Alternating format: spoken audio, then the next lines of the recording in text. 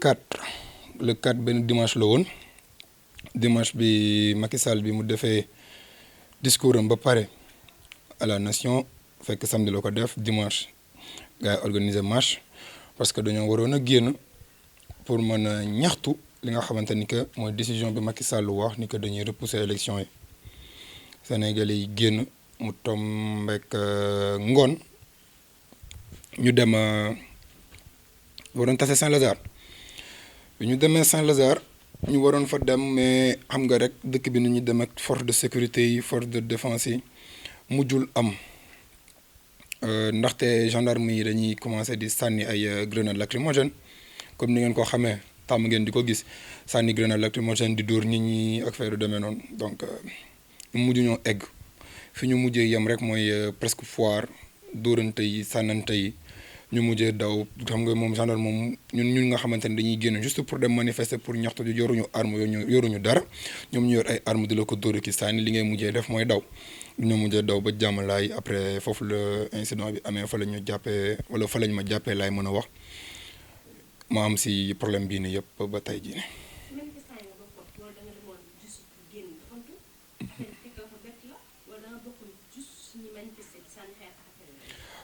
Non man sénégalais laa d'abord d'accord sénégalais la damay génn d'accord pour ñaxtu ci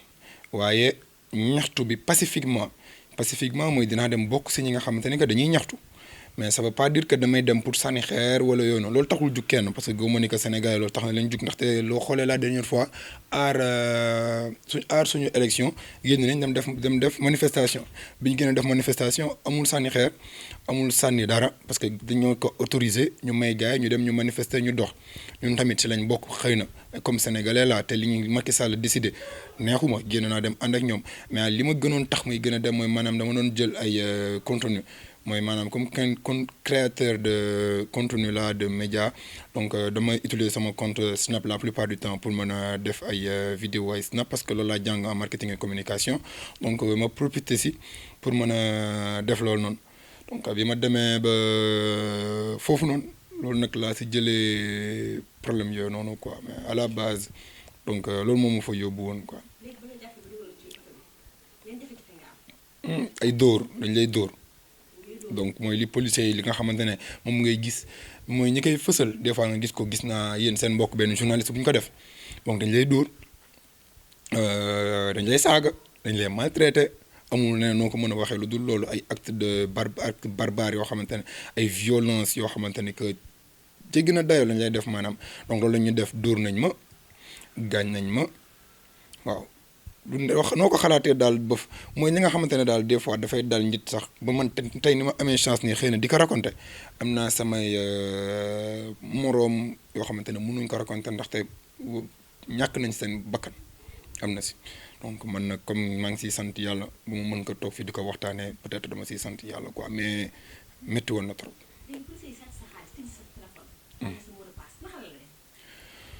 bon si début bi mu ngi may metti parce que jéem naa topp cas bi quand même jéem naa ko topp au tout début xam nga mais comme dañ lay maltraité di la dóor di la gaañ donc instant yooyu noonu talu ma woon lu dul jox leen sama mot de passe téléphone baa ma jox leen sama. Des fois du ma bëgg di wax tur bi mais comme mës naa ko wax ci benn média mais waxuma kii bi mais dama ne environ 200 et quelques mille donc bëgguma wax somme exacte bi mais 200 yi jàppal ni nañ jàpp maanaam environ 200 000. waaw sama application Wave ak application Orange Money. Bon à la base parce que dañoo doon xam nga suñu la jàppee policier dañ lay wax ay yow manifestant nga yow da ngay créer ay groupe manifestant genre yooyu affaire rebelle yi ñuy wax rek d'habitude gars yi terroriste donc affaire demee noonu loolu ñu ma doon jéem a teg sama kaw ma ne non loolu amul bu leen neexee ngeen ubbi sama téléphone ngeen xool donc ñu laaj ma code téléphone bi. ma jox leen ko mais après dañu insister nag li si grave mooy que dañu insister pour laaj ma code Wave boobu nag dañu si lañ ma doon dóor pour ma laaj leen jox leen code Wave beeg wala code Orange Money yeeg yoonu donc bon bi comme bi ñu ma doon wax ni kay manifestant la donc ça me dérangeait pas gisuma woon lu tax ma bañ leen ko mënoon jox parce que dama leen wax xool leen man du ma manifestant yooyu noonu dekkuma donc kuy créer groupe soo xoolee sama WhatsApp bi ngeen gis donc loolu moo gënoon tax en fait à la base ma leen doon jox. non waaw xaw ma ko. voilà chambre 9 chambre bu gën a métti. Chambre 9 chambre 9 chambre 9 problème bi mooy jafe-jafe bi fa gën a métti chambre 9 mooy dafa xat doo tëdd nelaw mooy bu guddi jotee xuloo dafa am xeex dañuy xuloo di xeex amul guddi boo xamante ne bu ma fa nekk te gis ma fa xeex amul xeex yow nag comme ñun ñu fa ñëw nag nekk fay gan dañuy jéem a daw yooyu noonu bu ñu xeex fa demee noonu parce que dañuy naan comme ñun dañoo waroon taxaw ak juge bi mayoon nañu chance parce que ñi ma fa fekk ñoom mandat de dépôt lañ leen def ñu war a fa toog donc ñoom du ñu gis juge man dama am yàlla defaral na ma wala defaral nañu mën ak ñi ma àndaloon ñi nga xamante ne am nañu chance ñu mën a taxaw ak juge bi donc bi ñu taxawee ak juge bi donc si la ñu bàyyi mais avant loolu biir chambre bi xat na xat boo xamante ne soxna si ba doo tëdd nelaw ba sa épaule sax yow boo tëddee sax bu ma la joxe exemple sa épaule sax wala say bras du ñu dugg dañ leen di yëkkati si kaw tellement que chambre bi dafa xat amaana sax tëdd bi sax dafa sori ñun du ñu tëdd ñun dañuy toog donc loolu mooy li nga xamante ni que moom la ñuy gën a nakkarlu ñun ñi nga xamante ni que dem nañ fa dugg te jël la dugal la si salle boo xamante ni que presque 11 mètres sur je sais pas 7 dugal si 200 ba 300 personnes environ donc yaakaaruma ni loolu yëfu nit la kenn du ku soo respecté ay nit doo leen dugal si chambre yooyu noonu surtout si ñoo xamante ni que rey ñu nit duñ ay criminel duñu ay sàcc teg si defuñu loo xamante ni que violé wuñu defuñu loo xamante ni que maanaam war nañoo mën a dugal si prison bi si chambre yu mel noonu lu dul loo xamante ni que da ngay xool yeneen dëkk yi soxna si bu nekkoon benn dëkk boo xamante ni que par exemple comme France wala benn dëkk yoo xam ne dëkk yoon dañoo développé manifestation loo xamante dañ koy autorisé la yoon may la da ngay génn nga dem nga dox nga ñaxtu ko ñu bàyyi la bu fekkee dafa si am ay trouble guddi ñu jàppaleen ba guddi ñu bàyyi leen relâché lañ ngeen di ñibbi mais du loo xamante ne da ngay dem di fanaane jëkke si prison du pour ñun donc foofu compliqué woon na trop si ñun compliqué na trop.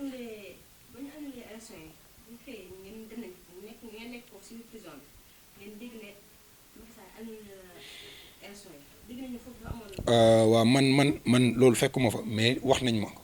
ñooñu ñi nga xamante ne fekk nañ leen fa parce que loolu man fii la ma fekk parce que nee naa la man lendemain bi ñu annulation élection bi donc si la ñu jàpp mais loolu fekk na ma fa dégg naa fa mooy que changé nañ déjà ñi nga xamante ne que dañ doon manifester parce que amoon na ay manifestation si biir donc fekk naa fa ay nit ñoo xamante ni que ñoom dañ doon manifester dégg naa nag xawoon na métti su ñoom tàng na ñoom noonu lañ koy waxee ne ba ñu mujjee leen changer ay chambre ba ñoo xamante ne ñëw naa fekk ak ñoom bokkant ak ñoom chambre muy chambre 9 ay par exemple Alioune Diego mooy benn boy boo xamante ni que ku baax la ñu ngi koy jàppee woon je pense Yaraax parce que nee na moom lañ ji ñoon bus bi ñu taal je pense Yaraax mooy bi Antoine Diome doon wax benn période ay affaire de terrorisme je sais pas ndax jigéen ñëpp waroon nañu ko jox am na benn bis bu ñu taaloon Yaraax période boobu noonu booy boobu noonu lu ñu ko xawoon jiiñ donc fekkante nag moom foofu booy Pastef la booy bu bien booy bu cool defu ko nee na jegewu ko moom ak ñu àndal donc dañ leen si takkal peut-être ay Pastefien lañ peut-être xëy na moo tax ñu cible leen si pour takkal leen si ñooñu ñu ngi woon si biir chambre boobu tas nañ fa yeneen chambre mais ñoom nee nañ c'était tellement difficile mënuñu woon nooyi période boobu noonu parce que dañ leen doon dóor ay gaz lacrymogène ñii di xëm parce que ku xam Rebeuss xam ne Rebeuss dafa xat Rebeuss xat na tuuti na ñu dóor leen ay gaz lacrymogène xeex bi ak policiers yi donc c'était un peu compliqué après si lañ dajji ne dañoo dajji buntu chambre yi donc il voulait coûte que coûte dem si beneen chambre yi pour dajji ko pour mën a génn donc c'est ce qu'ils m'ont expliqué un peu loolu la daal après policiers yi garde pénitentiaire ñoo ko mujjee réglé waat avec ñoom Bilal ak yooyu noonu yëpp ba booy bàyyil ma benn phrase ne ma yow xam nañ ne di nga dem taxaw ji ak juge comme da nga dem taxaw ak juge nag boo demee na nga dem wax ji boo génnee ba pare na nga dem dénoncer ji ni que fii li fi am nga wax ni que Rebeuss fii li fi am du yëfu net ñun ñi nga xam ne dañoo doon mandat de dépôt fàtte ñu fi 8 mois ñu nekk si biir prison bi yow yàlla dina la may nga dem taxaw te juge boo taxawee ak moom du la téye si ay manifestation donc boo demee na nga dénoncer li nga xam te ne moo fi am nit ñi di tëddee nit ñi di lekkee nit ñi sonnee texte yi na nga dem boo génnee na nga wax gars yi waa Pastefien yi ni ko ñun fii Bilal Diatta la ñuy topp. léegi ñoom problème seen toilette yi ñu koy kaas bëri na. waaw toilette si biir chambre la nekk amul porte amul porte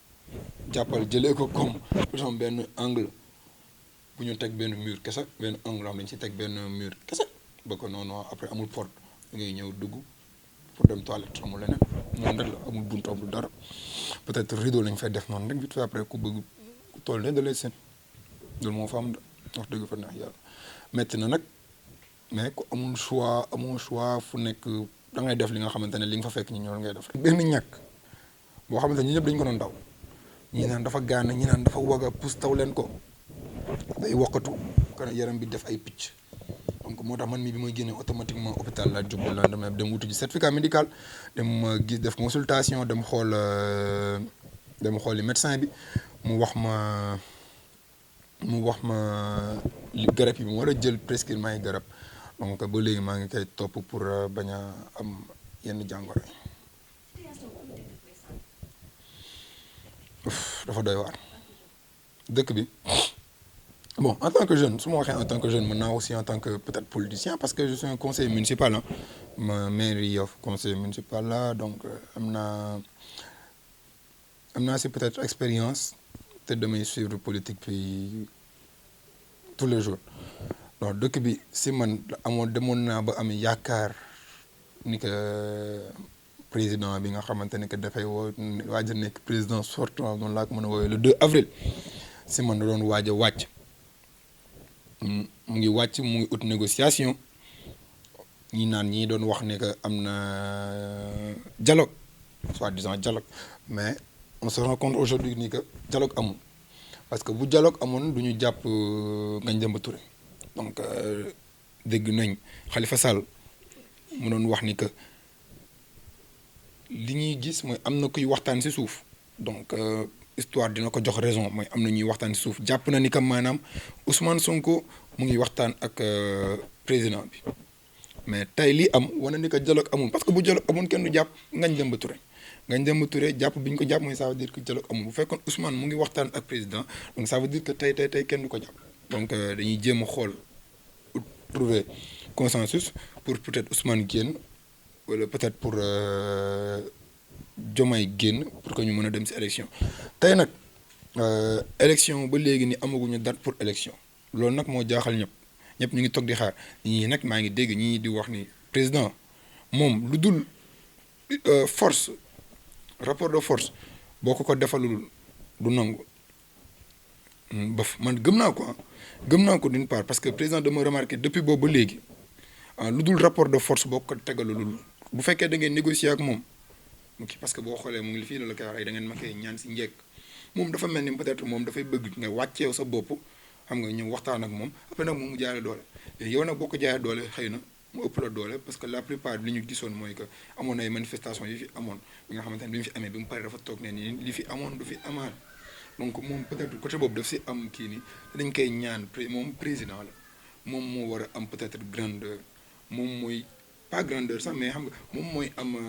esprit de dépassement xam nga sénégalais ñun ay population la moom lañ ñun li ñu am mooy wax suñu xalaat moom dañuy toog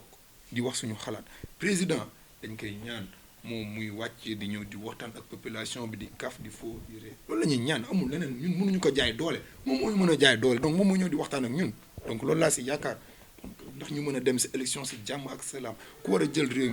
mi parce que loolu ñu xam ne yàlla mooy fal keneen mënut a fal keneen fii nii ku dul yàlla mooy fal xëy na da koy jaarale si ay jaamam ñu fal mais yàlla mooy fal ku mënti am yàlla moo fiy falaat donc buñ si bàyyee xel rek président bu jàppee loolu rek dina dem ñi nag nee nañ président peut-être dafay xalaat ay arrière am su demee président lan la war a mën dafay xalaat arrière am xanaa dafa am lu bon lu mu def peut-être am na ñu wax loolu ñu ne devant moo baaxul ñu ne man dama jàpp ne du si président bi man damay jàpp ni que mooy ñi mu àndal président ñi mu àndal ñoo ko lor ñoo ko teg.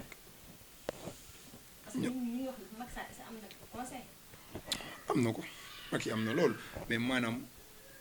ñi mu àndal ba léegi ñoom ñoo ko sonal ñoom ñooy xalaat seen bopp ba tey président toll fi mu toll nii mais normalement Macky waru woon toll fi mu toll nii waroon a dépasser niveau bii nii de telle sorte que buy génn day taxaw Macky day taxaw palais wala fu mu mënta taxaw ñëpp génn tàcc ko gunge ko mu dugg Mermoz bu fekkee day jaar ay parce que ñu ngi dégg ñu ne dem liggéey ji France après am na fa liggéey ñu tàcc ko gunge ko avion mu jël avion mu dem si jàmm ak salaam ñun ñu continuer waat beneen liggéey ñu kenn bu Ousmane Sonko toogee bu Diomaye toogee ku mënti toog ñu def noonu jéem a jëmale réew mi kanam man loolu rek laa gis dëkk bi moom man si man na jëm kanam man loolu rek ak ku fi mënti toog waaw mais est-ce que loolu c'est du banditisme banditisme laa ko mën a woowee loolu banditisme la parce que non gis nga boo jàppee nit ah waxuma la balaa ngaa dóor parce que amul pour dóore parce que policier amul pour dóore même boo jàppee bandi li ngay jàpp mooy takkal ko mënoo te yóbbu amoo pour dóor ko da nga koy jàpp loolu benn yoon ma yow ko les droits de l'homme xam na la wax jàppal nit nga jël ma yóbbu ko sa commissariat bu fekkee dañ ko fay téye ñu téye ko fa buñ koy defeere ñu defeere mais baa nga jàpp nit ki nga bëgg ko dóor violenté ko loolu yoon ma yow ko loolu yoon mayew ko léegi nag mooy ñi nga xamante ne que dañuy profiter am na xam dañuy profiter si manifestation yi mooy bandi yi loolu fépp la am si lépp la am mooy bu làmb amoon sax bu làmb amee sax wala bëre am wala football am sax da ngay gis ñoom dañuy profiter après football boobu noonu def ay sàcc wala di génn def naka sudul noonu léegi nag comme léegi nag am na loolu sa manifestation yi boo leen jàppee ñooñu ngeen def na li ngeen leen war a def mais képp koo xamante ni que ut ngay information mooy que maanaam pour manifester moo ko tax a jóg yow mu leer ni ki manifester moo ko taxoon a jóg ñaxtu saa waay kooku man dama yaakaar ni boo ko ba jàppee bu guddi da nga koy bàyyi mu dem ñibbi loolu laa am yaakaar. bon ba léegi yàqu na parce que ba léegi defuma dara ba nii nii bi ma génnee ba léegi mënu ma def benn activité dama xam nga Sénégal dañoo xaw a ragal peut-être ku dem prison mais si man sax nga dem prison parce que 2 jours laa fa def donc 2 jours boobu noonu xëy na dina am ay wax yoo xamante ne que dina ko xaw a indi vite fait si biir nit ñi dina ko indi waaye taxul donc bon dama si sant yàlla parce que maa ngi sama bopp instant damay jug damay toppatawaat sama bopp pour mën a defaraat samay activité mais mënu moo ñëw jug kut ma defaat ko surtout li ma xaw a jot a dund dóor yi blessures yi gaañ yi affaire demee noonu donc su ma paree si loolu rek incha allah dinaa jug nekkat si samay activité bu soobee yàlla wallaahi ah non ma jabar célibataire la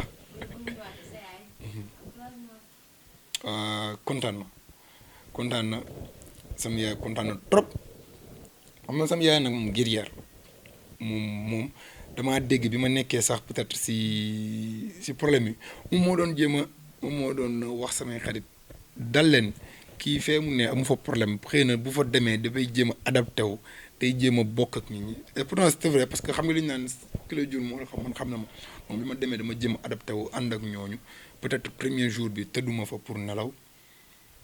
mais deuxième jour bi par contre man dem naa ba xam nga ñi dañuy wax boo ñëwee chambre 9 mën nga toog 1 mois doo tëdd da ngay taxaw parce que c'est vrai parce que chambre bi dafa xat ba pare ñii di soogee ñëw arrivant yi dañ leen di wax ngeen toog du ngeen tëdd man bi ma ñëwee premier jour bi xëy na tëdduma mais deuxième jour bi may nañ ma tëdd parce que dama jéem adapté wu ànd ak nit ñi bokk ak ñoom xam nga pour ñu booleel daal si li ñuy def donc ma xam ni que sama yaay tamit ku xam doomam la donc moo doon jéem a calmer nit ñi donc guerrier la daal moom politicien la woon donc xam na apparemment doomam moom ni mu mel quoi li mu ñëwee nag fekk fi après samay sœur fekk fi samay jarbaat samay mag donc ñoom ñëpp kontaan nit ñëpp wër la ñu lay wër di waxtaan ak yow di la laaj lan moo xew nan la demee dóor yi après nag sa la nga leen di expliquer dóor nañ la gaañ nañ la naaj la après nag seen nga leen di expliquer nañ laa sa xaalis donc yooyu noonu yëpp après ku nekk di wootal ñëpp dañuy wootal duñu bàyyi da ngay mel ni li ngay gis comme li nga gis fan yi si télé da ngay mel ni héros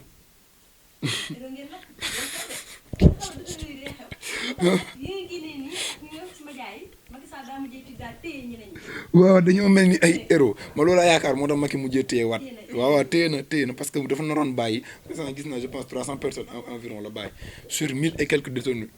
yaakaar naa ni amoon na intention bàyyi nit ñi mais instant yi ñu comme ñun héros yi dañoo génn nar a neexalaat dëkk bi te moom bëggul dëkk bi neex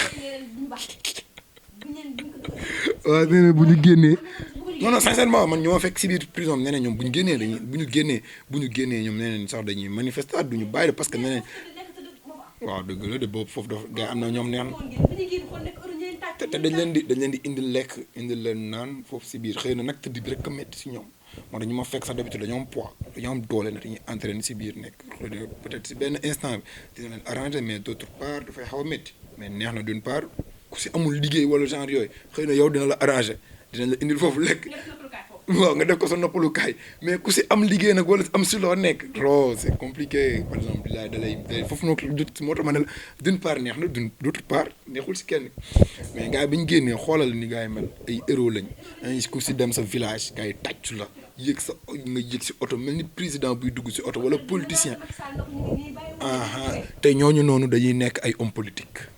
boo bàyyee xel ñooñu ñooy doon homme politique ku nekk sa dëkk gox bi nga nekk di nga fa nekk homme politique te li ñu la def nu mu la naqaree même bu fekkoon da nga faroon ak Macky Sall ñooñu dañuy indaale dañuy nekk contre Macky Sall bu boobaa Macky foofu lay amee problème du si bàyyi xel. Mot de la fin mooy que damay def plaidoyer bi mooy si policiers il faut que suñu dëkk bi ñu xam policiers ñu xam ni que Sénégal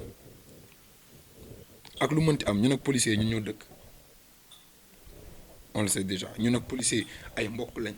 suñuy mbokk ñooy ay policiers suñuy mag ñooy ay policiers wala suñuy ay rakk wala suñu ay papa ñoo nekk ci gendarmerie bi ñoo nekk ci police ñoo nekk ci armée bi donc nit boo ko jàppee nañ ko rafetal suñu biir nga jël mu yóbbu amal yërmande tuuti c'est pas parce que dañ laa def formation fële dóoral ñu lay dóor que boo ñëwee da ngay dóor nit ñi non loolu yëfu mbaam la xaj bi sax léegi dóoratuñ ko xaj bi da nga ko naan mu daw ñëw xam na ni que boo ko nee day daw ñëw xam na boo ko defee li mu daw boo ma nee defal li man tam ma daw dem xam nga ni que da nga maa ne awal nii damay aw nii bu boobaa nit ki bu deful loolu nga teg ko ay daan wax bind si moom ba ay rapport yoo xam ne ba nga kaa sant defal lii lépp loolu la laaj texte dëkk bi àdduna wala ñu ko defaree ci loi ak règle vivre en société ñun lu ñu jàng bu fekkee ñun lu ñu jàngal mooy li tax li étudiants yi di kaas rek léegi étudiants yi ñu ngi koy kaas ñoom dañoo jàng droit ñu toog ci droit dëkk bi toll ci droit te utiliser wuñu fi droit ñun tamit dañoo jàng école bi ñuy def bac dañoo jàng philosophie bi ñuy jàng philosophie ñu ne il faut savoir vivre en société ñoo ne vivre en société ñi la ñuy dundee booy dund da ngay respecter loi ak règle yi mooy que policier bi bu jàppee nit ki naka jàpp jël ko takkal ko mënat ko yóbbu ko mais amuloo pour dóor ko xam nga moom tamit nit ki nga xamante ne dañ kaa jàpp amul moom tamit pour dóor policier bi wala pour jaflante maanaam policier bi na nangul li ñu ko teg mu dem mooy lii la policier bi di wax bul wax nangul nga dox ñu dem nga nangoo tamit nga dox nga dem boobaa da jàmm am xam nga il faut que ñu respecter loolu beneen bi mooy que si situation politique bu Sénégal bi may jeexalee mooy que gars yi nañ xam ni que comme conseil constitutionnel dafa wax benn affaire ni que moom dina fixer date pour élection campagne amatul ku nekk na nga toog sa kër ba keroog ñu naan campagne ubbiwaat na tant que joxewuñu date élection campagne amul sénégalais nag dañuy jaawale mooy ñu ngi ci période campagne ak ay caaxaan saa yi nii képp ku génn nag ñu jàpp la baa ñu dóor la yaa ko def sa bopp man de kenn moo campagne mbedd may dem jamono jii nii xam nga lan moo tax ndaxte campagne dañoo joxe date campagne dindi nañ ko dañu leen joxewaat beneen date bis bu ñu joxee beneen date nag automatiquement mën nañ génn bis nga bi ñuy génn ñun parce que dañoo amoon date campagne boobu date campagne dafa commencé dañoo joxe woon benn date mais lii pour campagne mais instant conseil constitutionnel leen dina joxe date boo xamante ni que avant le 2 avril pour que ñu mën a def passation léegi comme nag loolu nee na dinañ ko def nañ toog parce que démb damaa gis waa kër Khalifa Sall yi ñu génn dem ñu dàq ji leen ba di leen dóor parce que ñoom dañoo fag ni que nag ñu ngi si yoon mais nekkuñ si yoon parce que dafa am date campagne saa ku génn nag trouble à l'ordre public lañ koy mën a woowee amaana wala affaire demee noonu donc buñ si bàyyee xel dinañ dem Macky ngir jëmmi rasulillahi organiser élection si jàmm ak salaam nga bàyyi dëkk bi keneen jël wàllam ñu defar dëkk bi man gëm naa ni lu mën a nekk la après yow tamit da ngay bokk si dëkk bi président da ngay bokk billahi président nañu waxtaan nag di nga bokk da ngay bokk si dëkk bi après dañ koy neexal dañ ko neexal dañ la ko ñaan si njëkk rek président dañ la koy ñaan si njëkk rek bàyyil mu sedd keneen ñëw après nga ñëw yow tamit ñu neexal dëkk bi xam nga ñu toppatoo dëkk bi yooyu yëpp daal dañ koy waxtaanee rek suñ ko waxtaanee rek dinañ juboo président jaa ngeen jëf gars yi am leen jàmm